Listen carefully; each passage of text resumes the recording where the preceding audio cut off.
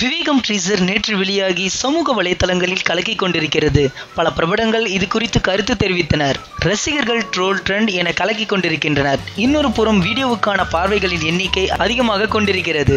இதெல்லாம் இருந்தாலும் first look poster வந்தபோது அஜித்தின் சிக்ஸ் பேக் உண்மைதானா என சிலர் கேள்விகளை எழுப்பினர். படக்குழுவும் சிக்ஸ் பேக் பற்றிய தகவல்களை அடுத்த டீசரில் இருக்கும் என ஏற்கனவே தெரிவித்திருந்தது. மேலும் ரசிகர்களுக்கு வீண் கேள்விகள் கிளப்பியவர்களின் வாயை மூடிவிடலாம் என டீசரில் அதை எதிர்பார்த்தனர். ஆனால் அது பற்றி எதுவும் இல்லை.